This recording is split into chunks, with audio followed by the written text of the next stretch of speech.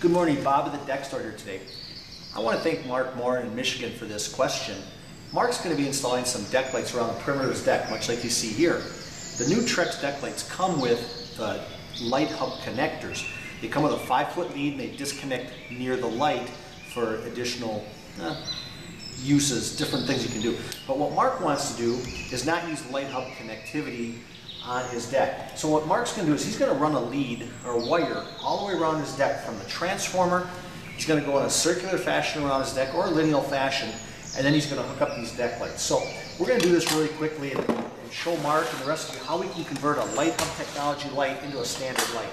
What we want to do is remove the end of the light hub as near to the connector as you can. Then we're going to strip these two wires apart. These are twin leads, much like speaker wire that you'll find on your home stereo or audio stereo, car stereos, things like that. So we're going to strip these two wires apart. Now, LED lights are what we call polarity sensitive. If you look closely at these wires, this one's going to have a red stripe on it, and this one's not going to have a stripe on it. So we're going to have a positive and a negative lead.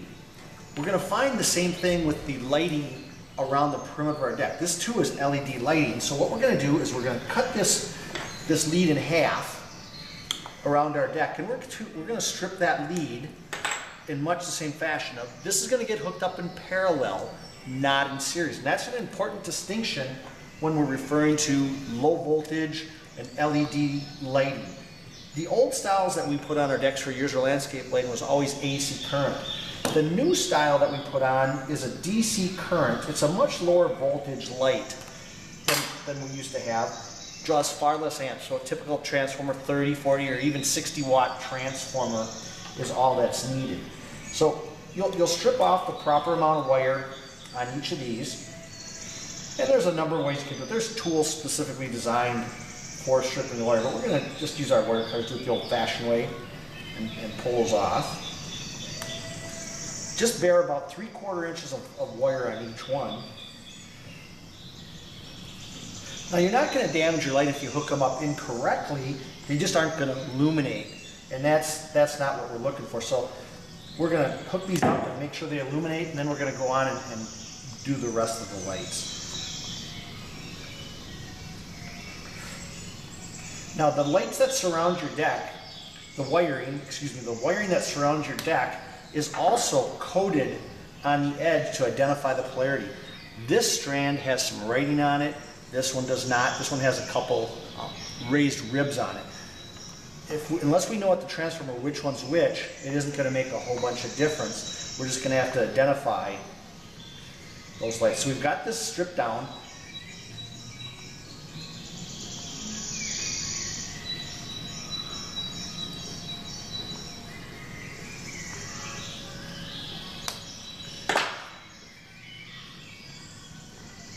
Now notice both lines have the same coatings on them, so we're going to reattach these now in the exact same order that we took them apart. We're going to put the two lettered lines together and the two non-lettered lines together.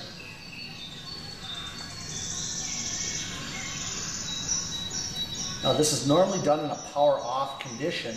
Even low voltage circuits, this is a 12 volt 30 amp circuit, or 30 watt circuit. There's enough power in that to cause some people with a heart condition or neurological conditions to be electrocuted. So always do it with the power off condition to be safe. We're going to strip the LED lights exactly the same way. And we're just going to do a 50-50 guess. We're going to put one to each side. And if it illuminates, we guessed right. If it doesn't, we're going to flip them around. So you can see that illuminates. So that's the direction we're going to hook up these lights.